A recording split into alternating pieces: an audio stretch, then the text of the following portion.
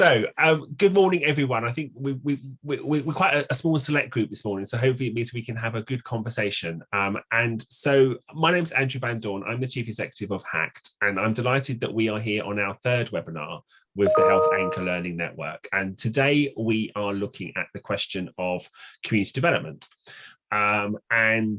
As part of this series of webinars, we've spent the first webinar looking at what housing associations do around employment and supporting people into work, jobs and work. We spent the second of the webinars looking at the question of social value and how housing associations have approached the question of social value. Today, we're looking at community development. And just so you know, the fourth one, which is being held in a few weeks' time in December, we're going to be looking at the question of economic development. And what we wanted to do over these webinar series was just take some time for people who are working in the NHS and people working as part of the Health Anchor Learning Network set up by the Innovation Unit to kind of learn from other anchor institutions. And for us, it's the other anchor institutions are housing associations. And housing associations over many years have been investing in communities. They have been investing in lots of different types of working communities. They're deploying community development approaches, working alongside often people living in more poorer communities and people on low incomes, and also for those people who experience more health inequalities. And in some respects, the being an anchor institution part of the future that we're all exploring in the NHS at the moment. A key part of that's going to be how do you actually engage with people and communities, and not just how do you do that from a kind of a patient and public involvement perspective, but actually how do we get kind of, if I can put it this way, down and dirty, actually in the, working alongside people in neighbourhoods, in communities, getting their hands dirty, but and actually working on the issues that really matter to them. And housing associations, as quite large organisations, have developed over time a range of different techniques in which they can do that. So I'm delighted that we've got two people with us today. Sadly, we were going to be joined by Sahil Khan, the Director of Community Investment at Catalyst, but Sahil sadly had a family bereavement earlier in the week. So I'm delighted that we've got Nicola with us, Nicola Wheeler, who's the Head of Community Investment there. So Nicola, thank you very much for kind of stepping in just at the last minute to do this. And also joined by Marie-Claire Wattison. And Marie-Claire works as the Head of Community Investment at Sanctuary. Two very large housing associations working across multiple places and multiple different communities. So really excited to hear from both of you about kind of how you're navigating this space of actually being really connected at a community level, and at the same time being quite a large organisation that's working across the whole multiple communities. So the way in which we're going to do this, I think we'll hear from Nicola first, and she can share her perspective from Catalyst, and then we'll go over to Marie-Claire and we'll hear about what the work they're doing in Sanctuary. As we go through this, please use the chat function to share any reflections, ask any questions. We kind of find that actually the chat function is a bit easier to kind of manage than the Q&A function. We could use Q&A, but let's just use chat, because it gives us an opportunity as a group of people watching to kind of share your thoughts, share your experiences. Do share any resources, any kind of links to things that you found really helpful, and please put your questions to our two speakers, and after we've heard from them, we'll have a conversation about some of those issues. So as we do this, perhaps myself and Marie-Claire we'll turn our screens off so you won't see us, but we'll hand over to Nicola, and I think Nicola, you're going to share a presentation. Over to you.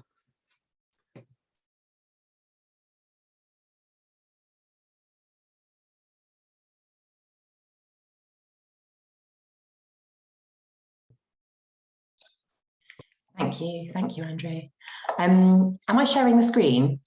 You are, but it's not in presentation mode. No, okay, is it now? It is now, yes. Thank you.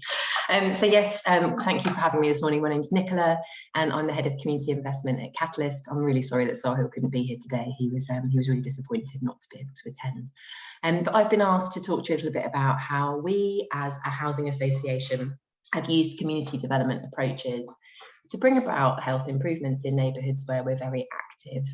So what I thought I'd do today was just give you a little bit of an introduction to Catalyst in terms of who we are and where we work. And then I wanted to really look through the lens of a particular case study to try to illustrate how I think housing and health go hand in hand. So Catalyst is one of the leading housing providers with homes across London and the home counties. And we've got about 37,000 homes. And our main purpose is to create homes people love and to create neighbourhoods where they can flourish. And we're a housing association with a very strong sense of social purpose. And we've got a community investment strategy that's all centred around people and places and partnerships. And through that, we deliver about £3 million worth of community investment every year.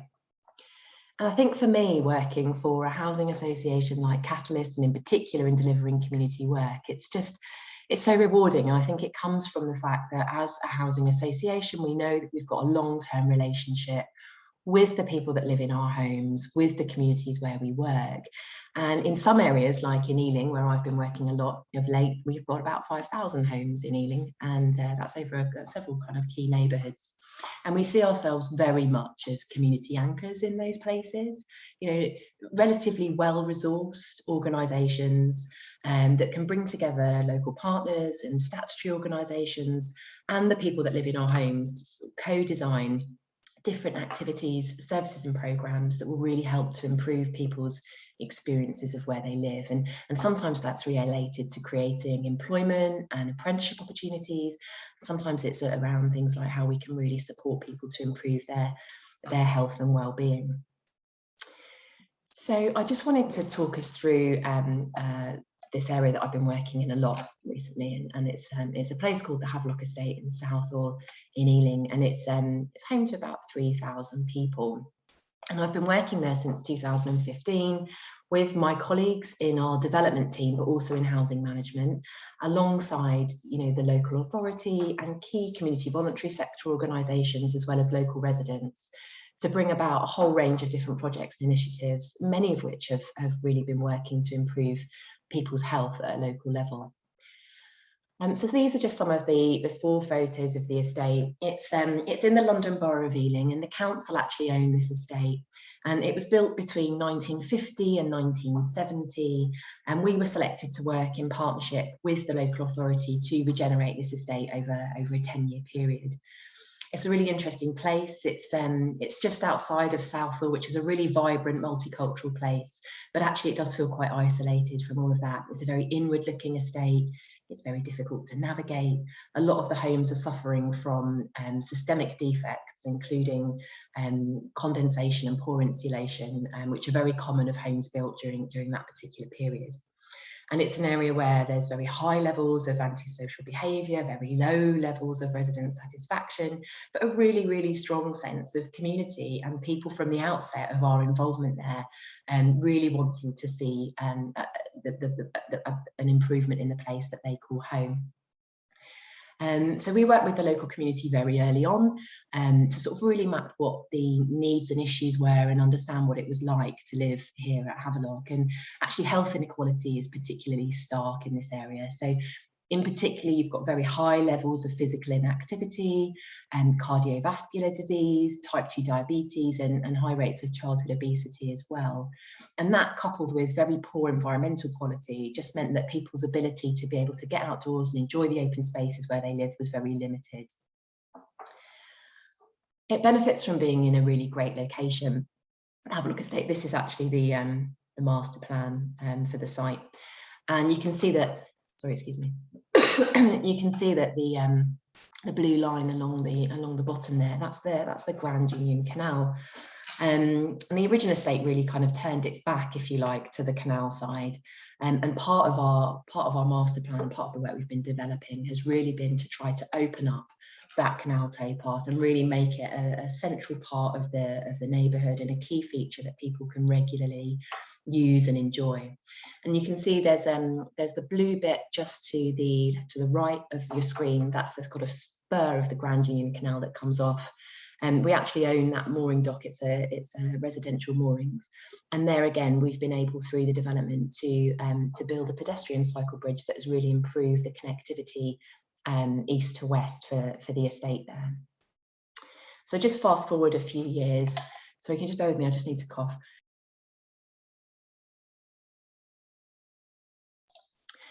Sorry. So we've now delivered the first phase. which is about nearly 300 homes, and it's a mixture of different tenures.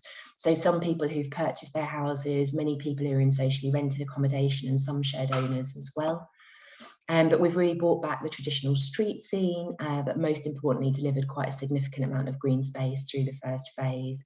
And this has included some play area to the north, with lots of sort of neighbourhood doorstep green spaces throughout. And what we've really seen is that many of these spaces have been really well used, and that's largely down to the work we did through the design process to involve local people in specifying what that was going to look like. But beyond the development, I wanted to talk through the community approach that we've taken there. And, I think as a housing association, we're really committed to going much further beyond the bricks and mortar and thinking about how, of course, new homes and improved windows and doors and improved neighbourhood really does have a significant impact on people's quality of life and can improve their health and well-being as well. A lot of it is about the work that we do to improve the social and economic opportunities for people that live in the areas that we're working. So for the Havelock estate, we resourced a dedicated community worker throughout the first phase of the regeneration, and they were really responsible for identifying those local priorities through quite intensive community engagement and relationship building.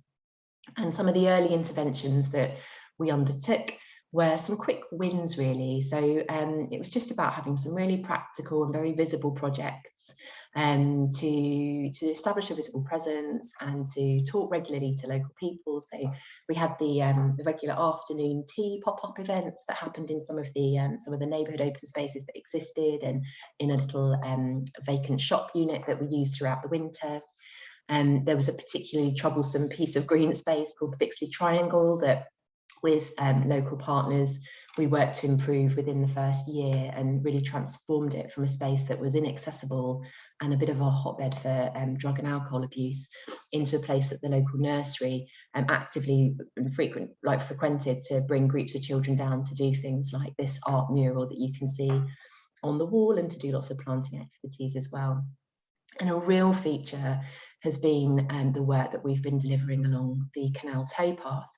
Let's say back in 2016, it was very overgrown, and lots of people living locally didn't feel safe at all using this stretch of the canal towpath that ran along the back of their estate. And we worked with Canal and Rivers Trust to secure a small amount of funding through Tesco Bags for Help, and worked with local schools and community groups, and roped in lots of volunteers from Catalyst as well to come down and regularly do different activities such as litter picking and vegetation clearance and towpath restoration activities. And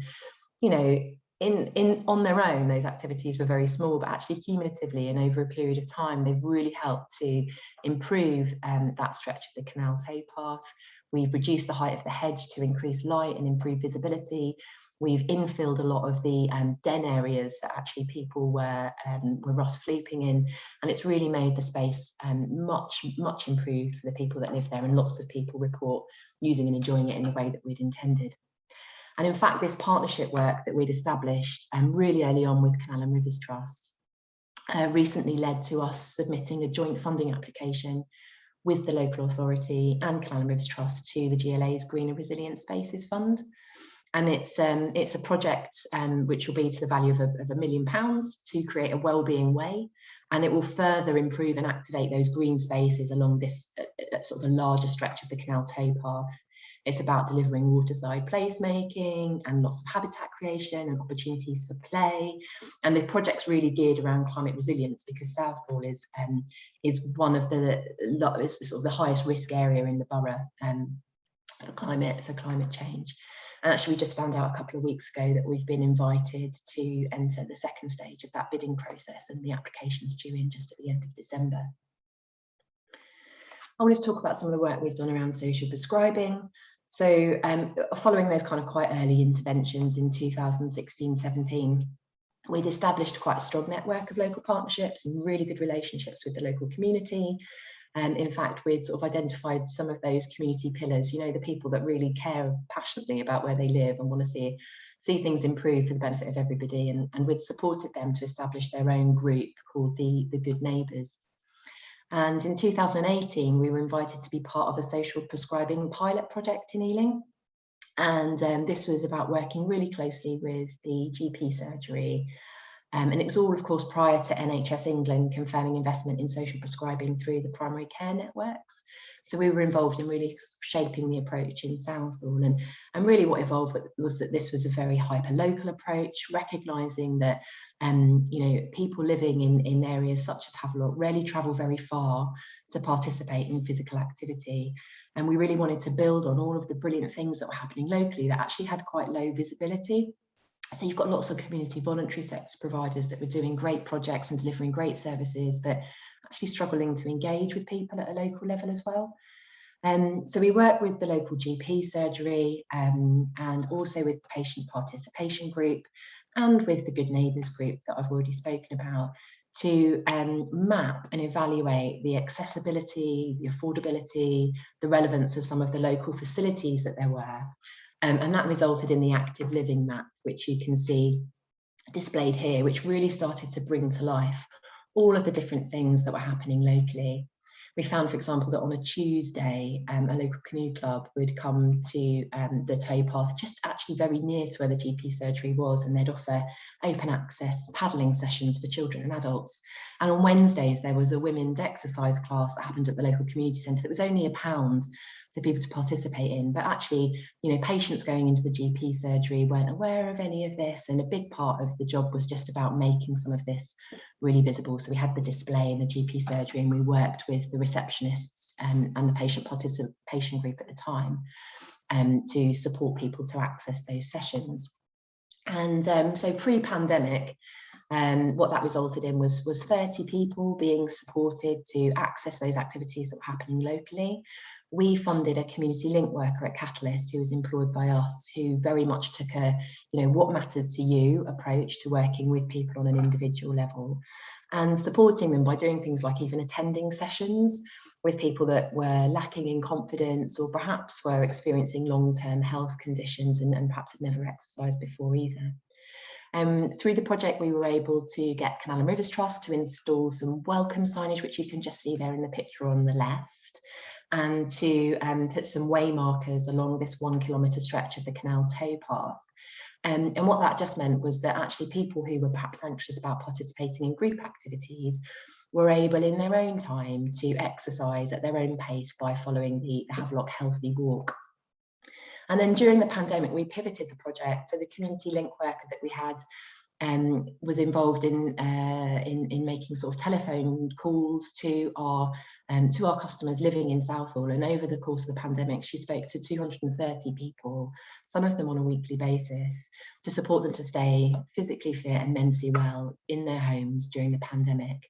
And about this time last year, she was very frantically preparing for before Christmas to get 250 wellbeing packs out to some of our customers, which included things like yoga mats and pedometers and mindful colouring exercises and skipping ropes, and just really offering people different things to help them to stay well.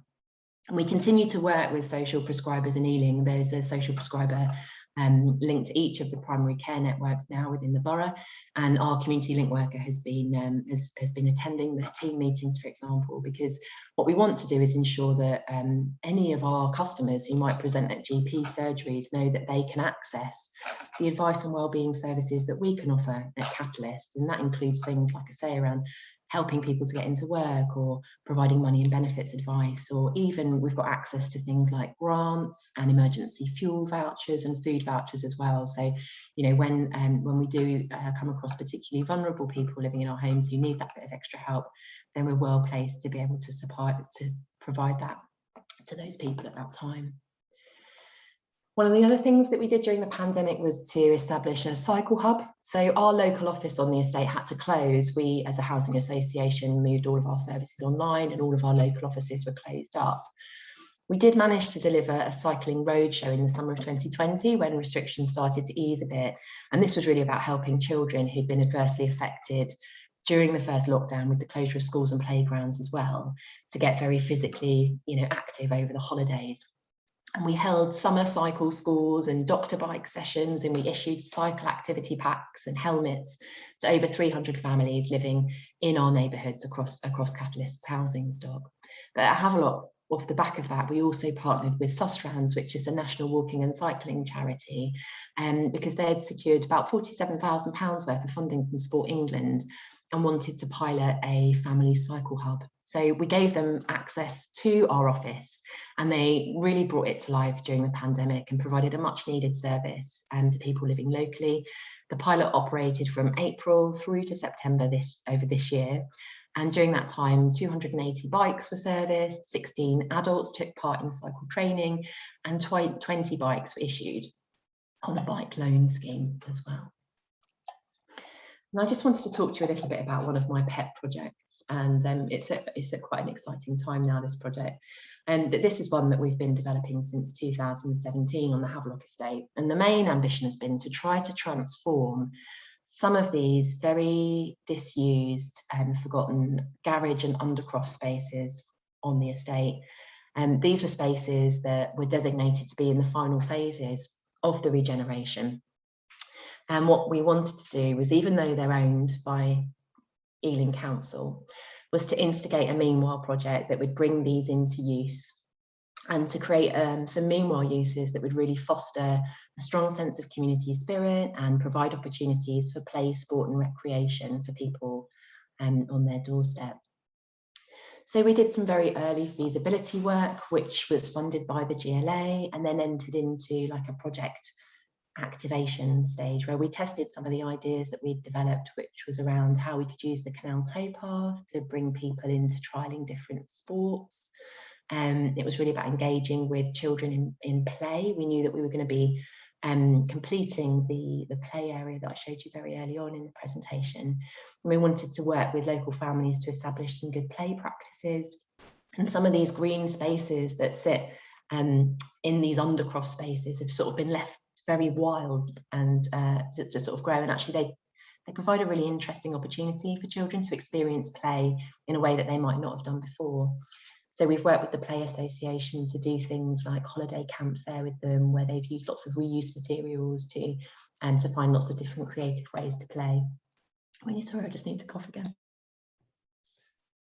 And Nicola, could you begin to wrap up, do you think, so we can yeah, absolutely, that's fine. Thank you. The impact of all that project testing has been that we've managed to secure funding again from the Mayor's Good Growth Fund, and we are hoping to start on site as we come back after Christmas in January. And we've completed all of the sort of design and procurement phases of the project, so we're very confident that that will happen now towards the end of the year. But what I hope that I've been able to demonstrate is that housing associations do much more than build homes. In the 6 years that I've been working in Southall, we've delivered around 30 projects and activities, and we've engaged over 2,000 local people, and we've managed to leverage £950,000 of funding from other partners into the area as well. So, you know, we're committed to homes and communities, and we see ourselves very much as kind of well placed through our relationships with local partners and with our customers to really be part of the solution, and are really keen to work in partnership with other organisations as well to achieve those shared objectives. There you go, Andrew. Nicola, that's excellent. Thank you so much. And I think you know, it just demonstrates how much you can do when you take a place-based approach to, but not just physical regeneration, but actually to the social and community aspects that sit there. So thank you so much for sharing that. We'll come back to some questions, and I am going to ask you, so I'm going to prepare you for this question, but when we come back, I'm going to ask you about how you connect with local health providers and commissioners. So you might want to think about that. So let's move on to Marie-Claire. So Marie-Claire, if you can turn your thank you very much. So Marie-Claire, you're very welcome, and you're going to talk to us about the work that Sanctuary does and how it kind of engages with communities. So over to you. Absolutely. So good morning, everybody. Thanks so much for having me here. So I'm Marie-Claire Wattison, and I have a similar role to Nicola by the sounds of it. So I'm Head of Community Investment for Sanctuary. We are a not-for-profit housing and care provider. We've got about 105,000 homes across England and Scotland, and we serve around about 250,000 people. Now, I was new to housing about 8 years ago. I'd worked in community investment for years, giving out charitable funding for profit-making organisations, but I'd never done that within housing. And my goodness me, I've learned a huge amount about the work that's done within this sector. and it's always surprised me the way that we do work with communities. So just to give you a little bit of context about Sanctuary, we've got around about 70,000 affordable homes. We've also got about 100 care homes, and then we have 600 supported living schemes. And just in case anybody is not aware of supported living as a term, I know in housing we're terrible for lots of jargon and assuming everybody knows what we're talking about, but I simply describe it to anyone in my family and friends as shared roofs, specialist housing and support. And we've got lots of people living together, young people, people experiencing homelessness, people with disabilities, people with mental health going through recovery. We also have some domestic abuse services as well, and we support older people and those with dementia. And every penny of our that we make is reinvested in improving our homes, building new affordable homes, and investing in communities. So I've prepared a little today for you about the way that we invest at Sanctuary for context, but I've also brought along a couple of visuals to show you how we work with our community organisations. So here's the test of whether I can get the screen on.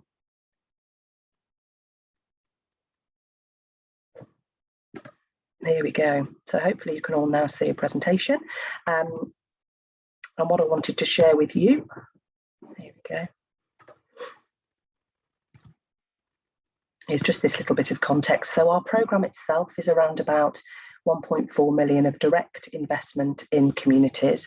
And then we also work very hard with lots of community groups around the places where our customers live to actually try to attract additional external investment, whether that's small pots of money or large national funding grants.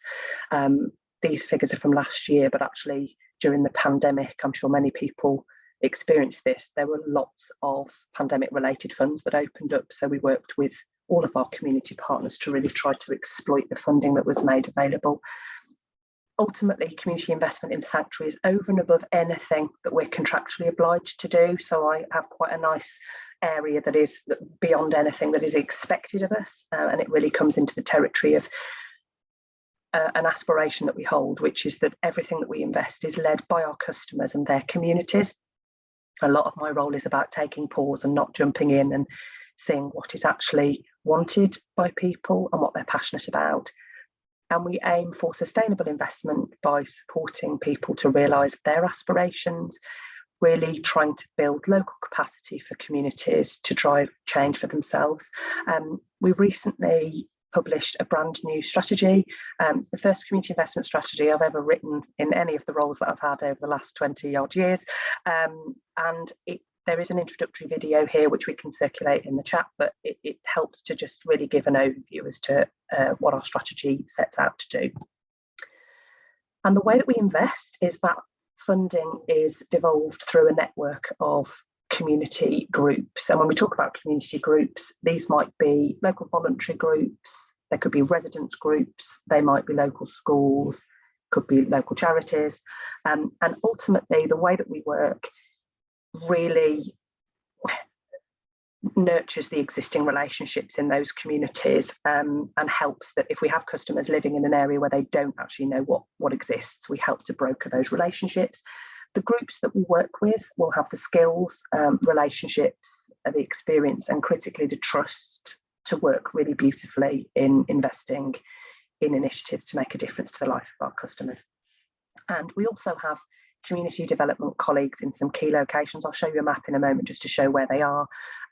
But their roles are absolutely critical for us because they're locally rooted and they really try to work as part of the fabric of the local community to harness all the existing skills of individuals, of families, of organisations and physical buildings.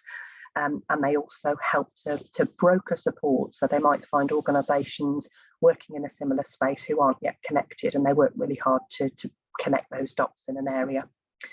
Our new strategy has one big aim, and it's ultimately now we're really focusing on trying to build resilience and connection for customers and their communities. I think this absolutely is a reflection of the accelerated learning we got through the pandemic. So every single time we invest in an initiative, we work really closely to follow what happens. What did we think we knew at the start? Did that change as it progressed?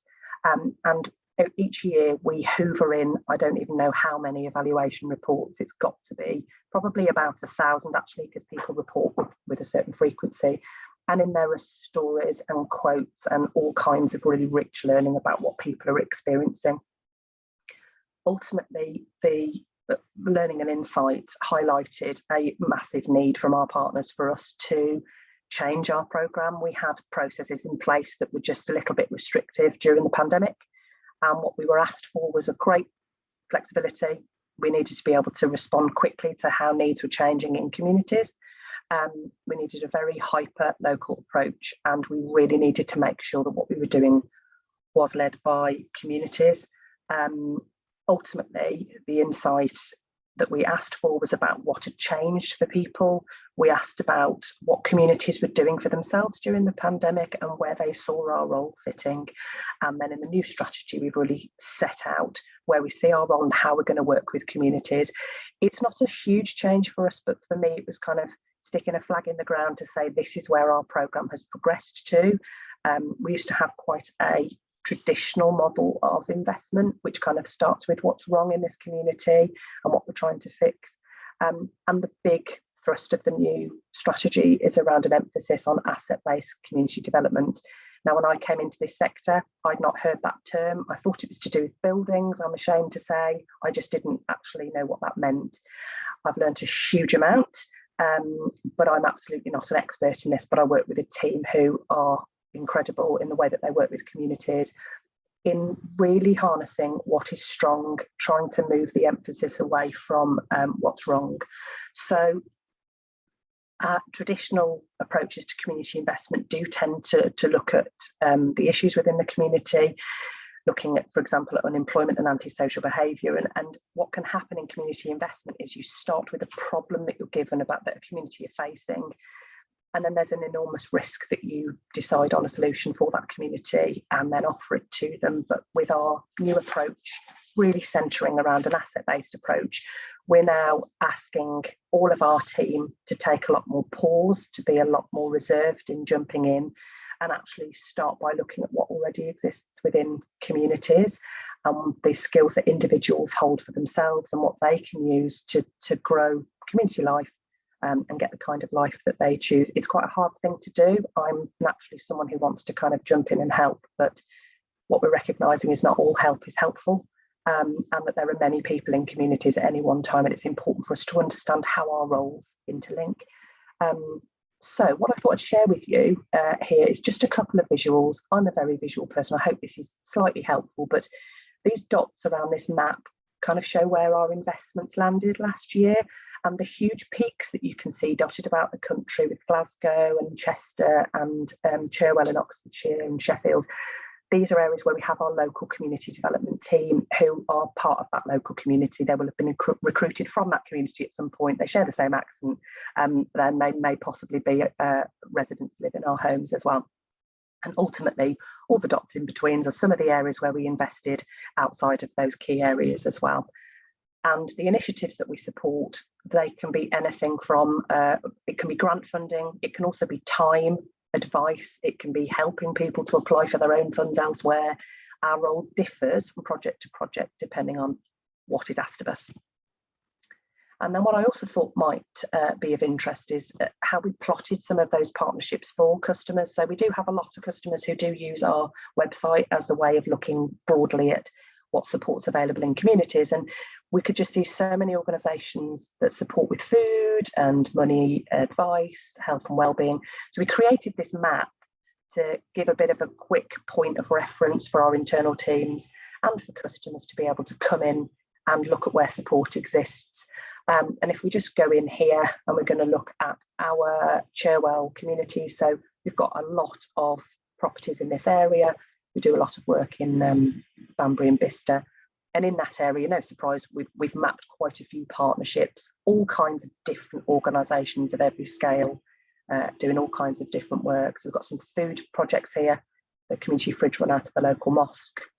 There'll also be lots and lots of health support projects in that initiative as well.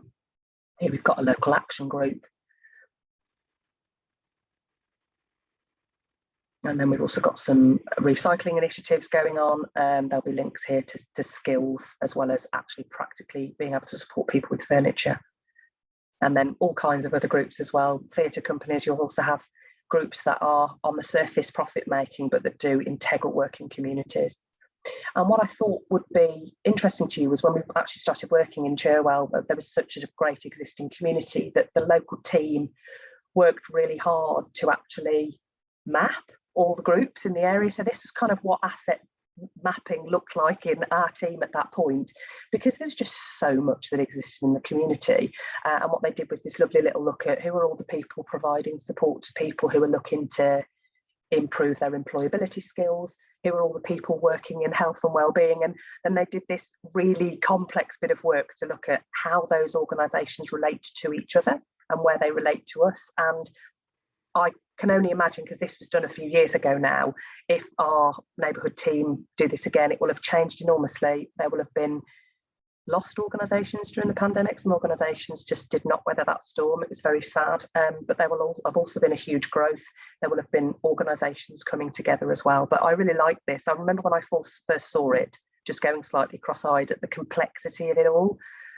But I think it reflects very beautifully that in one small area there could well be a huge amount that's already happening. So sometimes I will get requests to invest that might come through a very narrow route, and my job is to look at what's there first before we jump in and respond to that.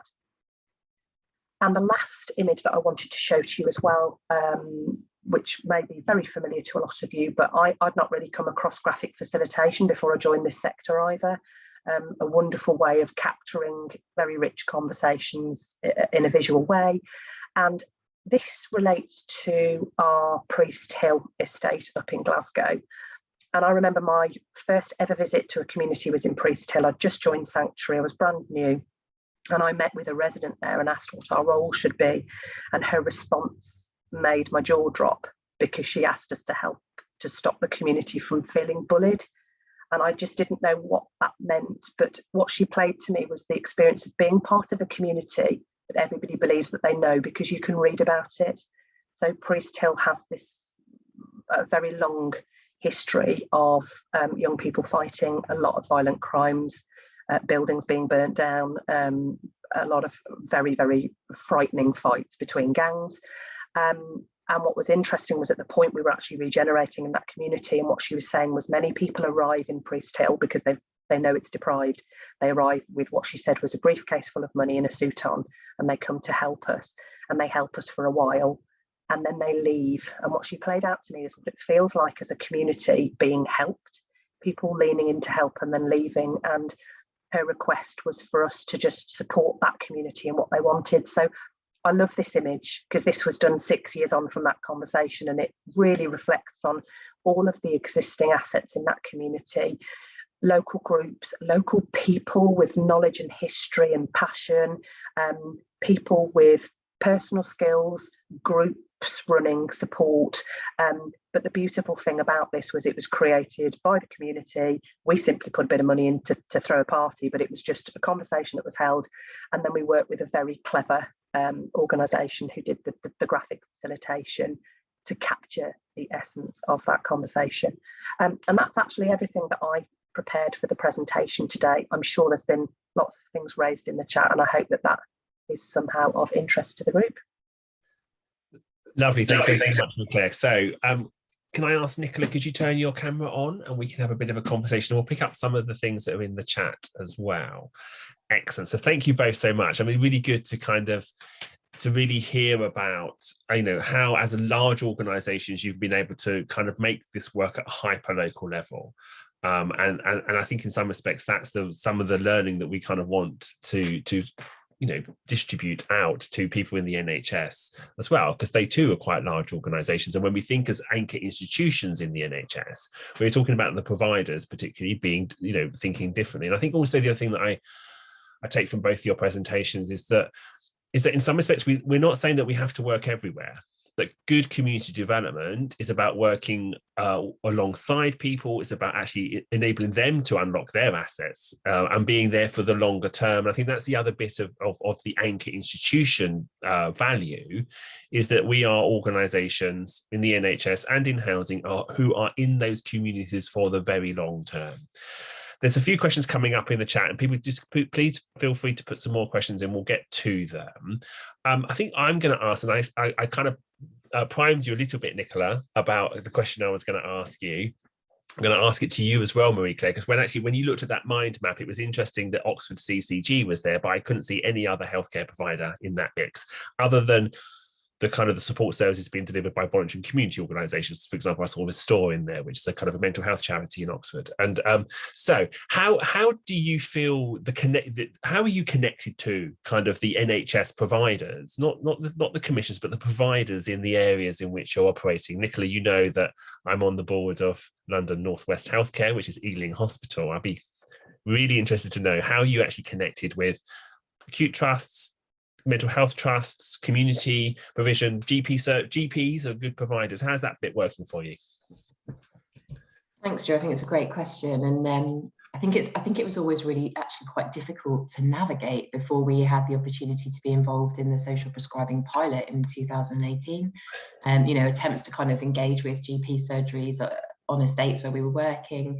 You sometimes have really fruitful conversations, and it never really seemed to go anywhere. But I think that, really conscious that we share this kind of overall aim of really trying to improve the health outcomes in communities where we're working. So actually the pilot gave us the opportunity to really engage with a kind of broader cross-section of stakeholders within the health sector, and we were really lucky to make a really good link within the clinical commissioning group, who was sort of at that time sort of thinking about how social prescribing was going to be delivered across the local authority. And he was really instrumental actually in helping to create the links to the clinical directors within the primary care networks in the areas that we were working. And that sort of initial introduction then really helped us to get a foot in the door with some of the primary care providers and the pharmacies as well. Really just trying to introduce ourselves, I think, as a housing association, and to explain some of the work we were doing through the pilot, which made it really clear where the tangible links were between what we were trying to achieve and how we might be able to help and work together. So the links were very much very local actually to start with, and it's only really by virtue of the fact that we've since the pilot had the opportunity to strengthen those links, to scale our approach, and to really embed ourselves in the social prescribing network in the borough, that we've been able to kind of foster those links across Ealing. And I think that one of the challenges is that the housing sector is difficult to navigate almost in the same way that the health sector is, and our job, I think, as housing associations is to really champion the role that we can play, and be open to sort of the dialogue and discussion about how we can work together, and to sort of demonstrate how we can very practically ease some of the pressures and burdens that the NHS is experiencing, for example, by ensuring that those people that live in our homes that might be presenting at GP surgeries can access support and advice through our advice and wellbeing services that we're delivering. So I think it's about the continued message and relationship building, and trying to look at how we can bridge that gap. Lovely. And what about you, Marie-Claire, and your experience of this? It's a really difficult thing for me to answer at a local level, because I oversee it all. I don't kind of go in that closely on it, but I think it's good to have that Charitable example. They will all hold really different relationships, and it will depend. And like Nicola talked about, it's going to vary. I think the absolute importance for us is that in this approach to mapping, that we are working cross-sector. I think I found it very interesting in housing. It can feel quite closed, just sort of, you forget to kind of come out of the borough and look at the top again and regroup and go, right, who's here? It's a really natural thing. So I'm very interested in other people here actually, and their perspective on this, and where they feel that maybe they have got great relationships with housing, and where they see those opportunities, because I think it's an enormous area of potential for us to build on. Mm-hmm. I think many people, many sectors would say the same, that everything feels quite enclosed. And it's not until you kind of come up and look around and see who's there. And I think that actually that's what we're being encouraged to do, aren't we? By thinking more in a more integrated way, thinking at a more place or even neighborhood perspective. It's about everyone kind of lifting themselves up a bit and asking the question, who are my partners locally? Who can I work with? And actually, as you said, Marika, earlier, really valuing the expertise, the lived experience, the assets, all of that sits in communities. It's just not about kind of doing stuff to people. It's actually about being alongside them and investing in, with them in the long term. Neil Cotton asked a really interesting question earlier on, and he asked, how do you ensure that resident views and aspirations inform work and projects? And are there any issues around managing potentially competing agendas, interests of other key stakeholders and partners? How do you manage that bit of it? I can have a little go at that. Well, I think we actively use some of our investment to make absolutely sure that we've done mass consultation events, because I think one of the really hard things is which voices are you listening to? There's a massive risk in life that you listen to the loudest or the most prevalent, and actually sometimes that can mean that the most important voices are being drowned out. So we actively look at lots of events. We look also, there's a huge amount of work that goes on through our day-to-day operations as well with our residents. There's a huge expectation on us, and we're regulated. There's expectations that we absolutely are making sure that customers are treated as king. We are here to serve a population. They hold the power, or they certainly should, in terms of what is given to them and how we support them. So there will be huge numbers of opportunities for people to speak up. I think it's always a challenge of how you listen and what you do with that. And I think in community investment, there's always going to be a challenge. I mean, if I think for myself, we're always going to be led by helping people to enjoy living where they live. So we will have sustaining tenancies in our mind at any point. Even if we're trying to be very open, we'll be thinking about what can we do to help people to love living here, to love their neighbours, to get along. We'll be thinking about supporting people with their finances to make sure that their rent can be paid. It's a very natural thing when you work in a sector that there are those driving agendas.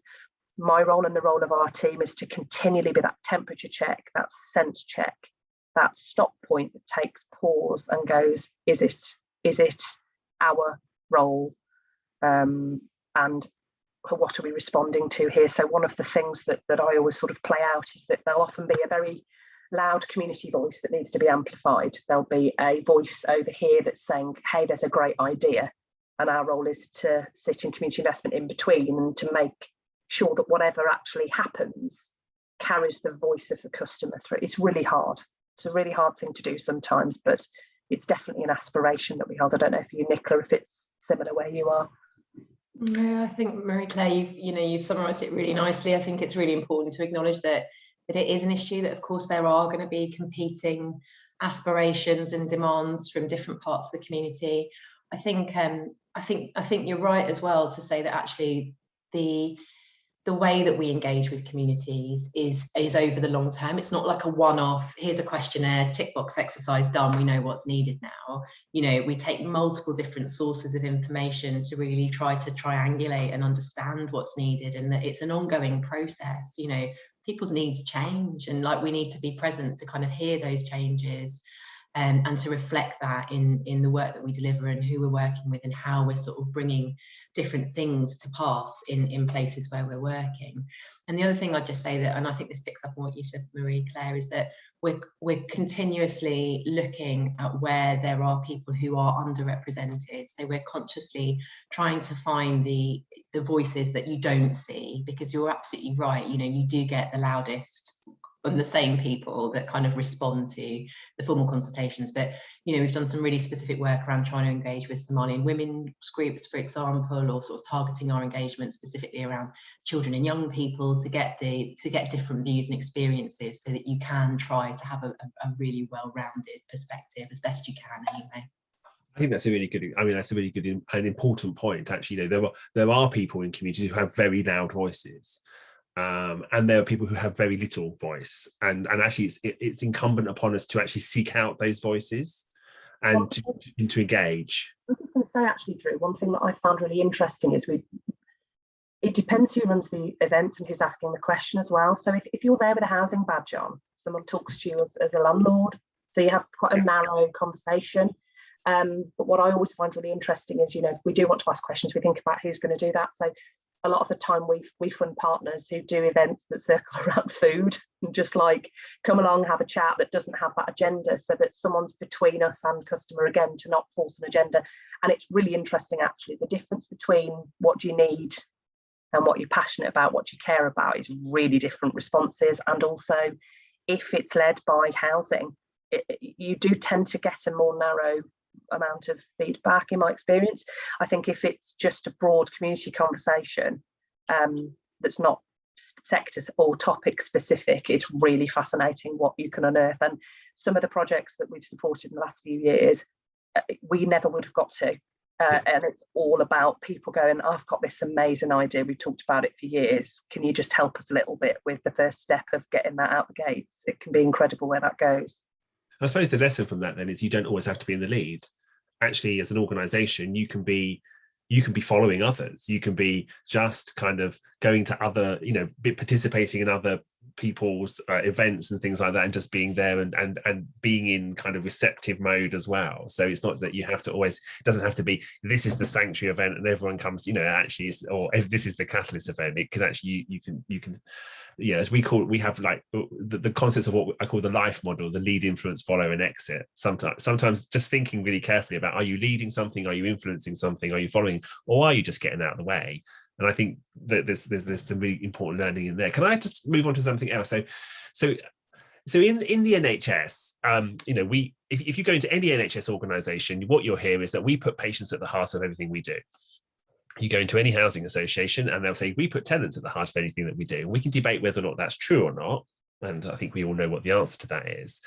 But I think in there's also that thing about there's so many people in our organisations that don't ever come into contact with patients or tenants. How do you engage your colleagues in your organisations in this kind of work and in kind of being present actually and alongside communities? Nicola? My experience has been that people that work in finance or at the back end of kind of housing are really envious of the sort of stuff we do within the communities team, because do you know what, they've decided to work for a housing association because they've got a social purpose and because they feel like they're contributing to the greater good.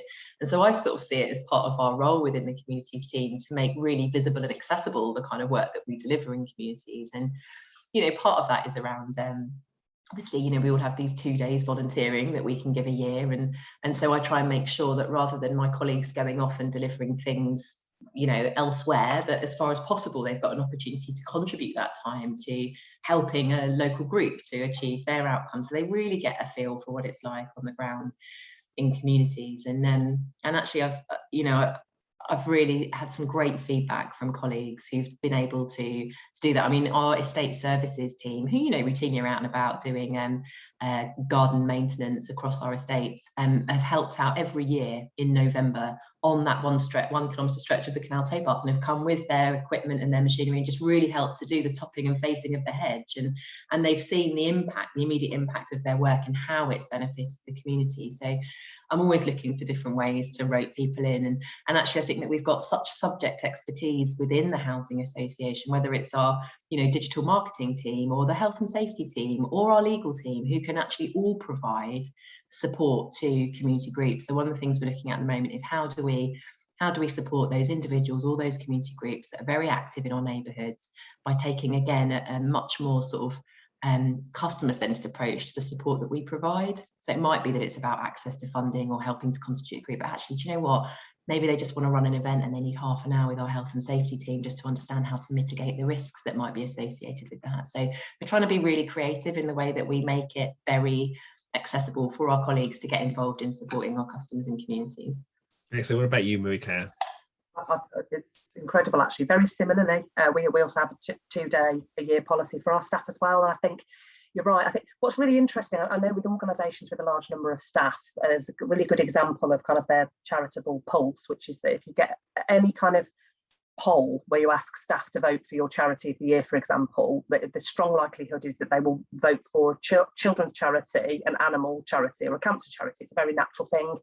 But when you then ask a different question to someone about, what's going on locally, what you're reading in the news, what do you care about, you might suddenly find that there's a real interest in supporting this meningitis charity because actually somebody locally has been affected and we want to do something to support, or there's something else going on here. So I think there's a really interesting thing here about where the kind of employee and just community world meets. And I think for a very long time, there's just been this huge thick wall that's like, I'm talking to you as an employee of, and, but actually I work in Worcester. It happens to be where our headquarters is, but I've lived here for longer than I've actually known about Sanctuary. So I have my own personal interests. And what I love is that through my work, I can actually, both worlds collide. So what I think is really important is making sure that people are up close and personal. I agree with Nicola. There's a risk in some roles that they go very behind the scenes and they're not very hands-on. We have the same desire, which is that people really know it and they can talk about it with confidence and understand our communities and understand what people are facing every day and what life is like. And we try all sorts of different creative ways to do that. And we're really open-minded, but we have done a lot of work in linking the skills of our staff. So we've helped a local homeless day centre with all their governance documents. We had somebody with all those skills who just gave them that free pro bono support and was volunteering. So we've tried to patch in skills along the way, but we're very open-minded to how we do a better job of that as well, because it's really important. That's brilliant, and thank you for that. I mean, that's some really important learning in there that actually we've got whole stacks of skills across all of our organisations, which can really be of benefit. But I think the other thing that you said, Marika, that I think is really important is that actually the people who work in our organisations are also the people who live in our local communities. And actually, when we think about community development, actually it's something that impacts on all of us. It's and actually a good starting point in any organisation in the NHS would be talk to your staff. Actually, they are the same people. They experience that the NHS is a big local employer. I think that the other thing that I think that we can certainly take from this conversation is that kind of concept that it's not, and you said it, Marika, about leaning in and then leaving, actually being there for the long term. And Nicola, you talked about that as well. Actually, this is about a long-term engagement. This isn't about a short-term fix. And actually, when we think about health inequalities and we think about community development for any organisation, the worst thing you can do is just to pop up, be excited, and then disappear again. It's messy. It's not, it's incredibly fulfilling experiences for everybody. And I think that when we work with people over the long term, actually we can have significant and lasting impact as well. So can I just thank both Marika and Nicola, thank you so much for your time today. Thank you so much for sharing your insights. And we could continue this forever as a conversation, and I'm sure that we will. Our last webinar is going to be on the 10th of December, and we're going to be looking at economic development. And that's the other part of the contribution that the NHS is being asked to make around being an anchored institution. So we're going to be joined by some housing associations who have been looking and working around their economic contribution. Can I thank you today for your time to join the webinar? Can I thank again the Health Anchor Learning Network for kind of co-hosting and promoting these webinars with us. I hope you enjoy the rest of your Friday, and I look forward to seeing you in a few weeks' time when we're meeting again on the 10th of December. So thank you very much.